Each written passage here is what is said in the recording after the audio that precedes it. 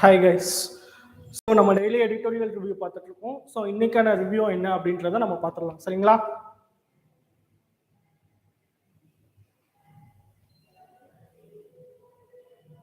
So இன்னைக்கான editorial பேஜில் என்ன கொடுத்துருக்காங்க அப்படின்னா, ரெண்டு ஆர்டிக்கல் நமக்கு வந்திருக்கு. One is regarding food.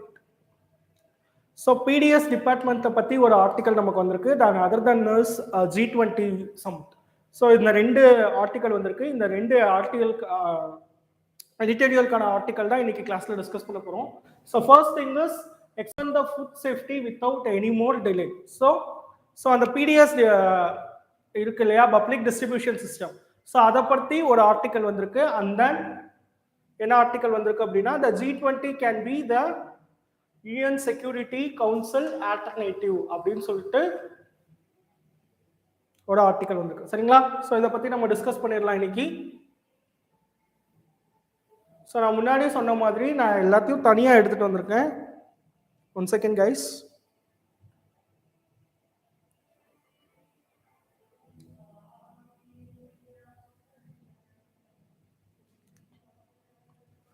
சரிங்களா?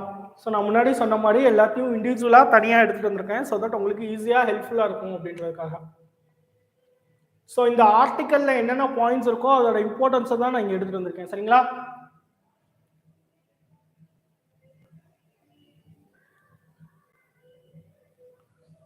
So as I said before, expand the food safety net without any more delay, சரிங்களா? ஸோ இப்போ நம்ம கரண்டா இந்தியாவில் நம்ம யூஸ் பண்ணிக்கிட்டு இருக்கக்கூடிய சிஸ்டம் என்ன அப்படின்னா, பிடிஎஸ் தான் யூஸ் பண்ணுறோம், பப்ளிக் டிஸ்ட்ரிபியூஷன் சிஸ்டம். ஸோ இந்த சிஸ்டம்க்கு முன்னாடி இருக்கக்கூடிய ஒரு ஹிஸ்டாரிக்கல் தெரிஞ்சுட்டு அதுக்கப்புறம் இதை நம்ம இந்த ஆர்டிக்கலை நம்ம பார்த்தோம் அப்படின்னா it will be more easier for you people to understand. So first of all, what do you mean by PDS? இதை எப்போ கொண்டு வந்தாங்க அப்படின்னா, it is a public distribution system. It came under the act of in the year of 1970s, சரியா? So 1970ஸ்ல இதை implement பண்ணாங்க. அதுக்கப்புறம் TPDS அப்படின்னு இதை எப்போ இம்ப்ளிமெண்ட் பண்ணாங்க அப்படின்னா, in 1997ல இதை என்ன பண்ணாங்க? 1997ல இதை என்னென்ன இம்ப்ளிமெண்ட் பண்ணாங்க அப்படின்னா TPDS அப்படின்னு சொல்லிட்டு இதை இம்ப்ளிமெண்ட் பண்ணாங்க. ஸோ இப்போ நம்ம பார்த்துடலாம். ஸோ ஃபர்ஸ்ட் ஆஃப் ஆல் இந்த பிடிஎஸ்க்கு வந்து எப்படி வந்து ஃபுட் கண்டிஷன்ஸ் வருது அப்படின்னு பார்த்துக்கலாம்.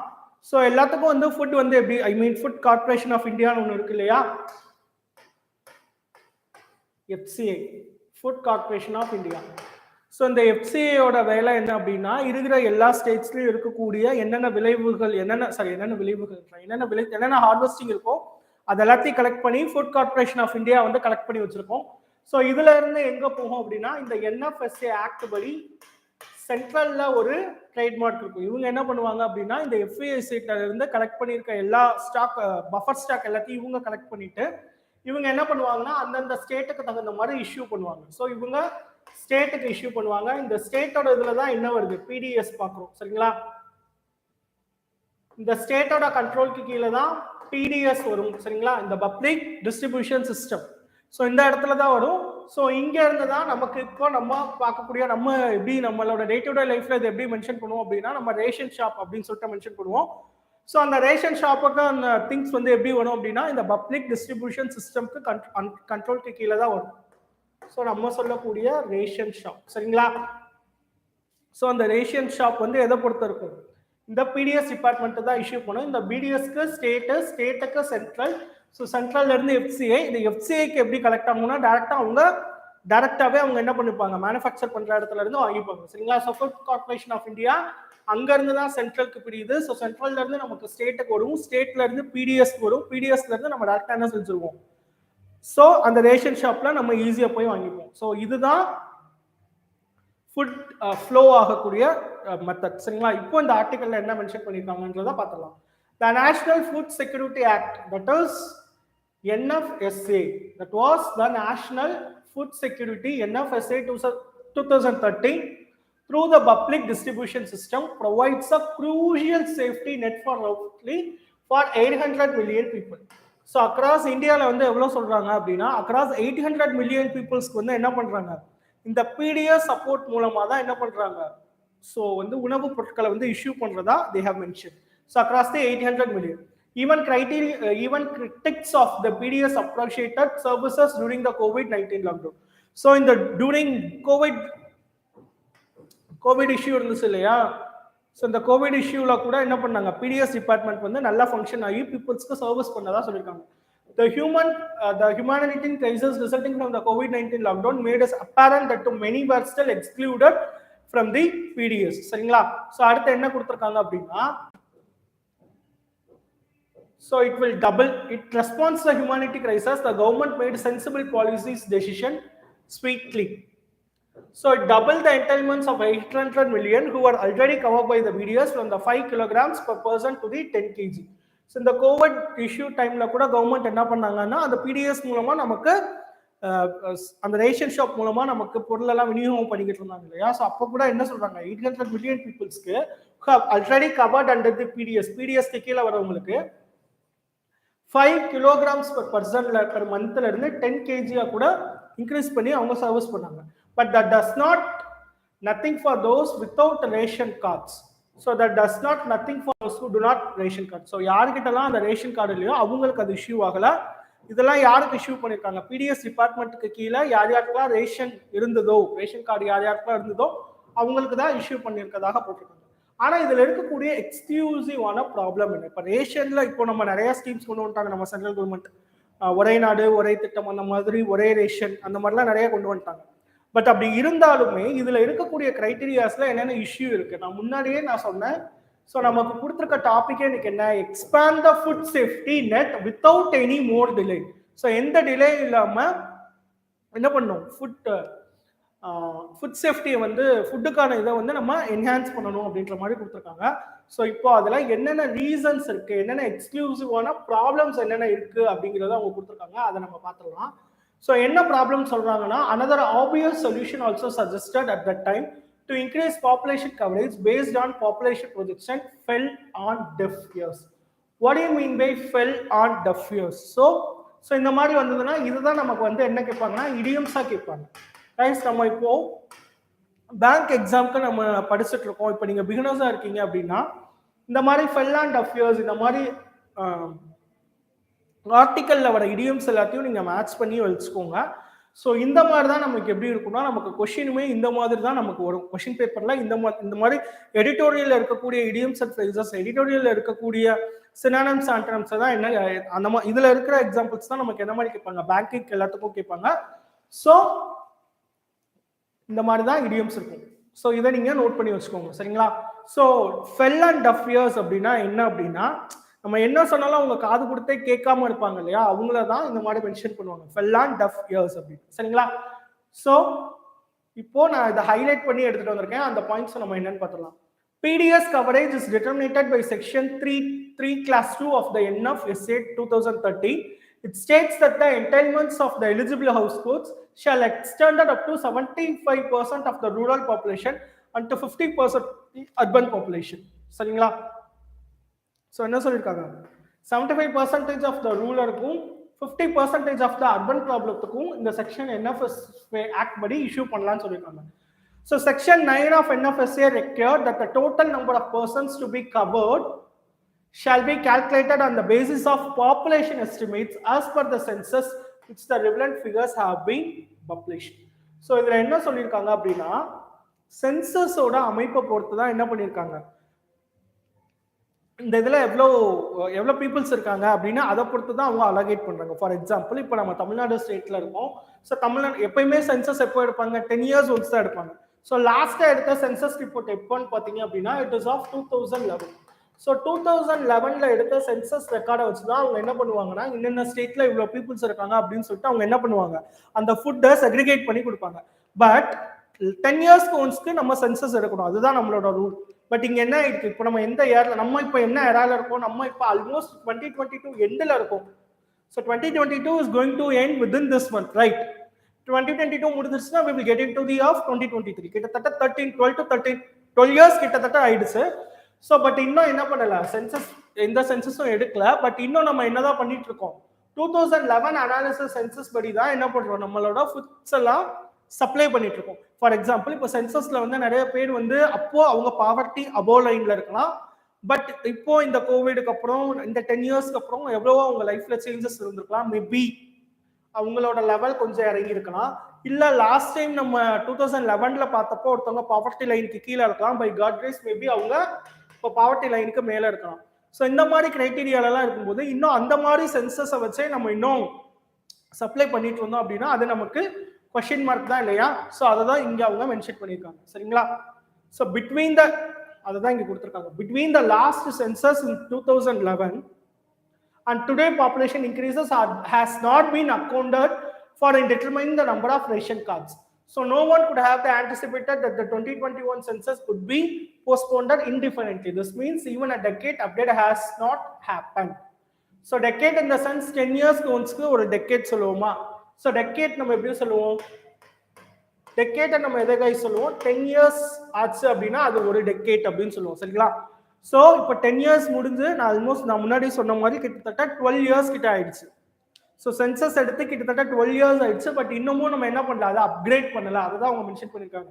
Between the last census of 2011 and today population increases. இன்னைக்கு இருக்கிற நம்ம இந்தியா மாதிரி இருக்கக்கூடிய கண்ட்ரில பாப்புலேஷன் வந்து என்ன இருக்கு, day by day it is getting increasing.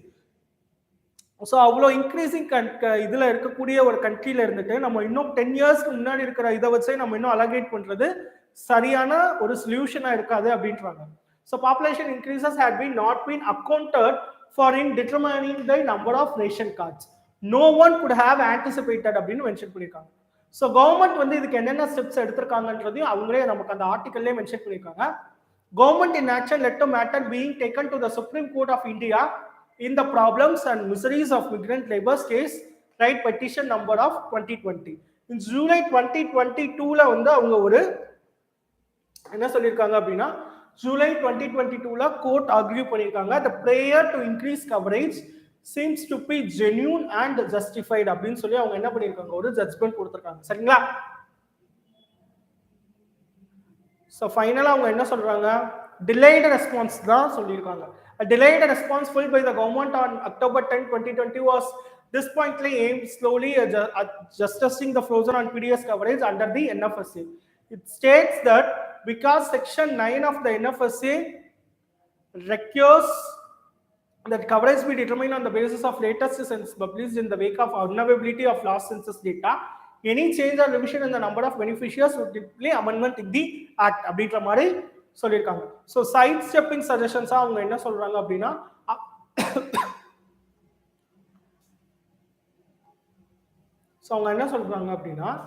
so official population projection for 2021 are available from the Register General of India, but the government response Register General of India ல இருந்து உங்களுக்கு டேட்டாஸ் கிடைச்சிருக்கு, but the government responses in this situation அப்படின்னு சொல்றாங்க. சரிங்களா?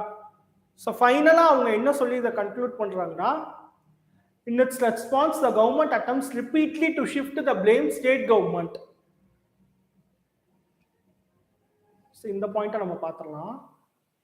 So, in making an argument for reducing coverage ratios, government affiliated. So, in the point of Patrana. So, in there have been several independent reports warning about the rising economic inequality in India. So, இதை பத்தி நிறைய பேசிட்டு இருக்காங்க. But government என்ன பண்ணுது, எந்த ஸ்டெப்புமே எடுக்க மாட்டாங்க இல்லையா? ஸோ சென்சஸ்க்கான என்ன இதுவுமே எடுக்கல. நான் முன்ன சொன்ன மாதிரி சென்சஸ் எப்போ எடுத்தது 2011ல தான் நம்ம எடுத்திருக்கோம். பட் இப்போ நம்ம ஆல்மோஸ்ட் 2022ல இருக்கும். 2022ஓட எண்டில் இருக்கும். கிட்டத்தட்ட 12 இயர்ஸ் ஆயிடுச்சு. So 1 decade is of 10 years. But நம்ம என்ன பண்ணிட்டோம், 12 இயர்ஸ் கிட்ட வந்துட்டோம். 12 இயர்ஸ் ஆயிடுச்சு. பட் இன்னும் பழைய சென்சஸை வச்சு தான் நம்ம இது பண்றோம். சரிங்களா? ஸோ கவர்மெண்ட் என்ன இதுக்கு ரெஸ்பான்ஸ் பண்றாங்கன்னா, in its response the government attempts repeatedly to shift the blame to the state government. நம்மளோட சென்ட்ரல் கவர்மெண்ட் என்ன தான் பண்ணுது, ஸ்டேட் கவர்மெண்ட்டை தான் blame பண்ணுது எவ்வளவு. But states are responsible for identifying the people for PDS ration card once they are given the numbers to be covered by the central government.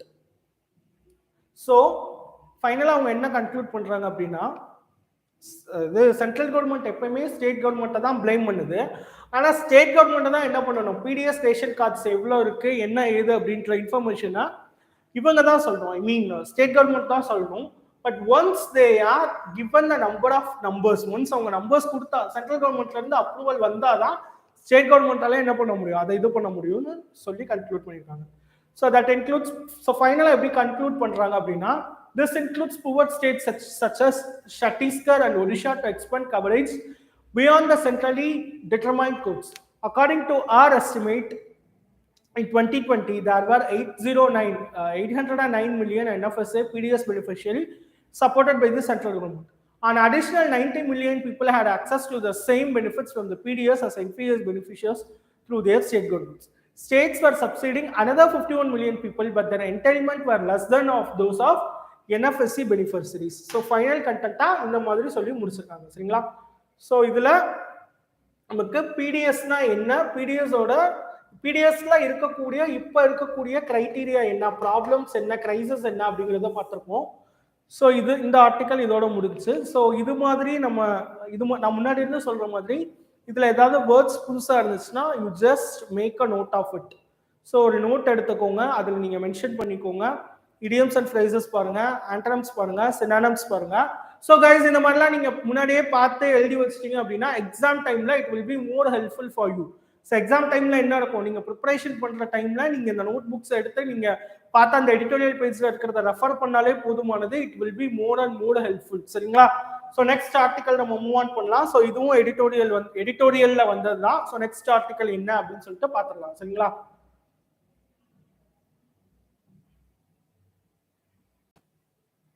So next thing என்ன அப்படின்னா, so G20 can be the UN security council alternate. இப்போ நமக்கு என்ன, இப்போ நம்ம G20 இது India தான் வந்து என்ன பண்ண போகுது, நெக்ஸ்ட் இயர்க்கு வந்து நம்ம தான் ஹெட்டா இருக்க போறோம். ஸோ கண்டிப்பா G2ல இருந்து G20 பத்தின ஆர்டிகல்ஸ் வந்து நமக்கு டெய்லி இது நான் இன்னைக்கு எடிட்டோரியல்ல இந்த G20 சொல்றது இது செகண்ட் ஆர்டிக்கல்னு நினைக்கிறேன் எடிட்டோரியல்ல வந்துருக்குது. ஸோ இந்த மாதிரி கைஸ் நமக்கு நம்ம தான் அதுல தலைமை தாங்கிறதுனால எனக்கு தெரிஞ்சு இந்த G20 பத்தி நிறைய ஆர்டிகல்ஸ் நமக்கு நியூஸ் பேப்பர்ஸ்ல வந்துட்டு தான் இருக்கும். So better you take a note of it சரிங்களா. இதை ஒரு நோட்ஸ் எடுத்து வச்சுக்கோங்க. That will be much more helpful when you are preparing for your examination சரிங்களா. ஸோ நான் முன்னாடி சொன்னதான் இந்த G20 can be the UN security council alternative அப்படின்னு சொல்லியிருக்காங்க. ஸோ வாங்க எலாபரேட்டா பார்த்துக்கலாம் சரிங்களா. As India begins its presidency of the G20 group of 20, there is a certain reluctance on its part to take the bull by the horns. இந்த இடத்துல இருக்கு இல்லையா bull by the horns, இது ஒரு இடியம் சரிங்களா. bull by the horn to do something very effectively, அதான் அதோட meaning சரிங்களா. so bull by the horns அப்படின்னு இருக்கு இல்லையா, one second. So bull by the horns அப்படிங்கிறது இது ஒரு idioms. ஸோ இந்த மாதிரி நியூஸ் பேப்பர்ல இருந்து வரக்கூடிய இடியம்ஸை நம்ம படிச்சுக்கலாம் சரிங்களா. ஸோ இது ஒரு idiom. So India has gone away to the Ukraine. So India தான் இதுக்கு G20க்கு வந்து தலைமையேற்றுக்க போகுது. பட் இதுக்கு முன்னாடி என்ன சொன்னோம், அந்த யூஎன் செக்யூரிட்டி சொன்னோம் இல்லையா. யூஎன் செக்யூரிட்டி வந்து என்ன அப்படின்னா, இப்போ ரீசெண்டா ரஷ்யா அண்ட் உக்ரைன் வார் வந்து நடந்துட்டு இருக்கு. ஸோ அதுல வந்து இந்தியா வந்து நம்ம என்ன சொல்றோம், இந்தியா எப்பயுமே பீஸ்ஃபுல்லான கண்ட்ரி தான். Starting from Gandhi, starting from இனிஷியேட்ல இருந்தே நம்ம என்ன சொல்லுவோம், யாருக்கிட்டையும் சண்டை வளர்க்காதீங்க, ஸோ பி பீஸ்ஃபுல் அப்படின்னு தான் நம்ம இந்தியா வந்து நம்ம எப்பயுமே நம்ம கண்ட்ரி பீஸை தான் விரும்பும் அப்படிதானே. ஸோ அதே மாதிரி இந்த யூஎன் செக்யூரிட்டி வந்து என்ன சொல்றாங்க அப்படின்னா, யூஎன் செக்யூரிட்டி கிட்ட பீஸ் அண்ட் சேஃப்டியா இருக்க சொல்லி சொல்றோம். பட் ஆனா வந்து யூஎன்எஸ்சில வந்து என்ன இருக்கும் அப்படின்னா 5 வந்து நிரந்தர நாடு இருக்கும். ஸோ 5 வில் பி 5 நிரந்தர நாடு இருக்கும், 4 நாடுகள் வந்து தற்காலிக நாடுகளா இருக்கும் சரிங்களா. ஸோ இதுல வந்து இந்த 5 நிரந்தர நாடுகளுக்கு வந்து என்ன பவர் இருக்கும் அப்படின்னா, வீட்டோ அப்படிங்கிற ஒரு பவர் இருக்கும். ஸோ தனிப்பட்ட அதிகாரம் ஒன்று இருக்கும். ஸோ இதுல நம்ம ஒரு விஷயம் சொல்றோம் அப்படின்னா அவங்க என்ன பண்ணிடுவாங்க, வீட்டோவோட பவரை வச்சு அவங்க நெக்லெக்ட் பண்ணிடுவாங்க. ஃபார் எக்ஸாம்பிள் இப்போ அதே மாதிரி நம்ம ஐநா சபையை இது பண்ணும்போது வந்து என்ன இஷ்யூ வச்சு, ஐநாவும் தான் ரெக்கமெண்ட் பண்ணுச்சு இந்த மாதிரி உக்ரைன்ல வந்து ரஷ்யா வந்து போர் தொடுத்துறதை நிப்பாட்டிடணும் அப்படின்னு சொல்லிட்டு. பட் ரஷ்யா என்ன பண்ணிடுச்சு, தன்னோட வீட்டோ அதிகாரத்தை பயன்படுத்தி அதை நெக்லெக்ட் பண்ணாங்க இல்லையா. ஸோ அதே மாதிரி இந்த யூஎன்எஸ்சிலையும் அந்த மாதிரி நடந்துரும். பட் அந்த யூஎன்எஸ்சியோட பர்ஃபெக்டான வேலை அப்படின்னா என்னன்னு பார்த்தோம்னா, பீஸ் அண்ட் சேஃப்டியை வேர்ல்ட் ஃபுல்லா மெயின்டைன் பண்றது தான். உலக நாடுகள் எல்லாம் சேர்ந்து அமைக்கப்பட்ட ஒரு அமைப்பு தான் இந்த யூஎன்எஸ்சி. ஸோ இதுல அவங்க இந்த ஆர்டிக்கல் என்ன சொல்ல வராங்க அப்படின்னா, instead of this UNSC, இந்த G20 இஷ்யூ இருக்கு இல்லையா. ஸோ G20 வந்து யூஎன்எஸ்சிக்கு பதிலாக G20ல இருக்கக்கூடிய எல்லா கண்ட்ரிஸும் இது பண்ணி இதுக்கான ஒரு சொல்யூஷன் கொடுக்க முடியும் அப்படின்ற மாதிரி சொல்லியிருக்காங்க சரிங்களா. ஸோ அதுதான் என்னன்னு பார்க்க போறோம். So New Delhi has been recognized as the potential harness broker who may be able to end the devastating war. And the G20 Indonesia November. So fulla solidna appo உங்களுக்கு புரியும். See, G20 summit in Bali, Indonesia in November, there is a greater understanding of Indian position as articled by US President Joe Biden என்ன சொல்லியிருக்காரு அப்படின்னா ஒரு ஆர்டிக்கல்ல so India நினைச்சா இந்த வாரம் வந்து பீஸ்ஃபுல்லா முடிக்க முடியும். ஐ மீன் வாரம் மேற்கொண்டும் கண்டினியூ பண்ணாம ரொம்ப எலாபரேட்டா போகாம ஷார்ட் அண்ட் இதா கம்ப்ளீட் பண்ண முடியும் அப்படின்னு யாரு ஸ்டேட்மெண்ட் கொடுத்திருக்கா? யூஎஸ் பிரசிடென்டா இருக்கக்கூடிய ஜோ பைடனே மென்ஷன் பண்ணிருக்காரு. That is US president Joe Biden himself considering that the Bali declaration was virtually drafted by India, New Delhi has been recognized as a potential harness broker who may be able to end the devastating the war அப்படின்ற மாதிரி கொடுத்திருக்காங்க. So அதுதான்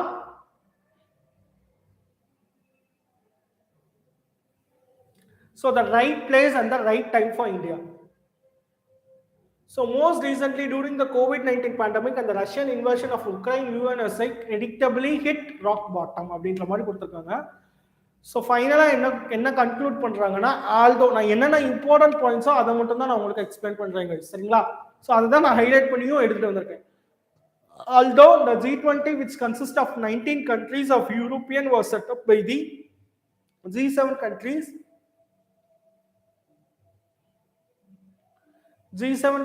in 1999 and upgraded to the level of heads of state and government in 2008 to address major issues related to the global economy such as international financial stability, climate change, migration and sustainable development. Its composition is such that it looks at an expanded of the Security Council அப்படின்ற மாதிரி mention பண்ணியிருக்காங்க. It is representative of all the significant countries of 21st century and it is balanced between developed and the developing country. So G20 வந்து எதுக்கு இருக்கும்? Developed கண்ட்ரீஸும் இருக்கும், அந்த இடத்துல developing கண்ட்ரீஸும் இருக்கும். வளரும் நாடுகளும் இருக்கு, வளர்ந்த நாடுகளும் இருக்கு, சரிங்களா? ஸோ அதான் அந்த டெவலப் அண்ட் டெவலப்பிங் கண்ட்ரிக்கு இது வந்து என்ன சொல்றாங்க, பேலன்ஸ்டா இருக்கும் அப்படின்ற மாதிரி மென்ஷன் பண்ணியிருக்காங்க, சரிங்களா? ஸோ நெக்ஸ்ட் பார்க்கலாம். So அதான் the G20 economic body or political body can be initiated on the basis of Bali declaration மாதிரி கொடுத்திருக்காங்க. ஸோ ஹைலைட் வந்து இதுதான். ஸோ ஃபைனலா என்ன சொல்லி கன்க்ளூட் பண்ணியிருக்காங்க அப்படின்னா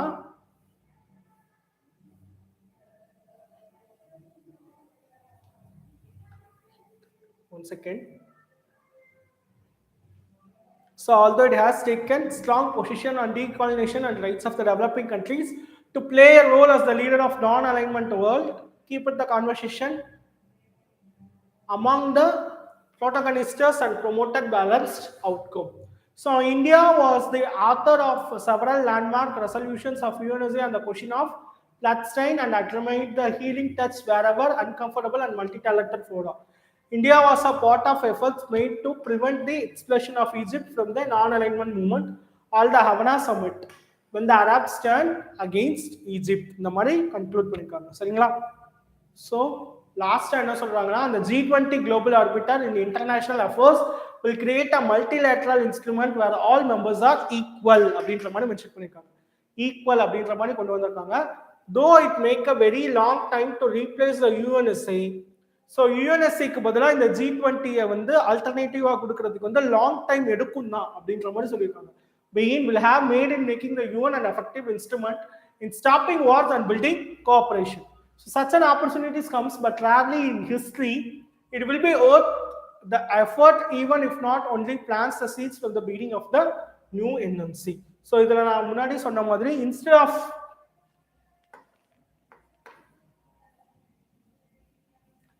யூஎன்என்சிக்கு பதிலாக என்ன சொல்றாங்க, இந்த G20 ஆக்ட் பண்ண சொல்றாங்க. ஸோ நான் முன்னாடி சொன்னேன் இல்லையா, இந்த யூஎன்எஸ்சியோட வேலை என்ன அப்படின்னா, ஸோ பீஸ் அண்ட் உலக நாடுகள் வேர்ல்டு கண்ட்ரீஸ்ல இருக்கிறதுக்கு பீஸ் அண்ட் சேஃப்டி தான் இதை பத்தி தான் சொல்லும். ஸோ இதை மெயின்டைன் பண்றது தான் இதோட இந்த யூஎன்எஸ்சியோட வேலை. ஸோ இப்போ இதுல ஏன் நான் முன்னாடி சொன்ன மாதிரி இதுல வீட்டோ பவரை யூஸ் பண்ணி அவங்க நெக்லெக்ட் பண்ணிடுறாங்க. ஸோ இதற்கு பதிலாக G20 வந்து நம்ம ஆல்டர்னேட்டிவா நம்ம ரீப்ளேஸ் பண்ணலாம் அப்படின்ற மாதிரி இதுல கொடுத்துருக்காங்க. பட் அப்படி ரீப்ளேஸ் பண்ணணும் அப்படின்னா it will take a long time, but it is a great initiative அப்படின்ற மாதிரி சொல்லி கன்க்ளூட் பண்ணியிருக்காங்க. ஸோ இந்த ரெண்டு ஆர்டிக்கல் தான் இன்னைக்கான எடிட்டோரியல்ல இருந்தது. ஸோ இன்னைக்கான எடிட்டோரியல் கிளாஸை நம்ம க்ளோஸ் பண்ணிக்கலாம். உங்களுக்கு ஏதாவது டவுட் இருந்தது அப்படின்னா கீழே கமெண்ட் பண்ணுங்க. வேற ஏதாவது உங்களுக்கு இந்த இது சம்பந்தமா உங்களுக்கு பிடிஎஃப் எதுவும் வேணும் அப்படின்னாலும் நீங்க கீழே கமெண்ட்ல மென்ஷன் பண்ணுங்க. சரிங்களா? இந்த கிளாஸ் யூஸ்ஃபுல்லா இருக்கா அப்படிங்கிறதையும் கீழே கமெண்ட் பண்ணிடுங்க. சரிங்களா? Thank you guys.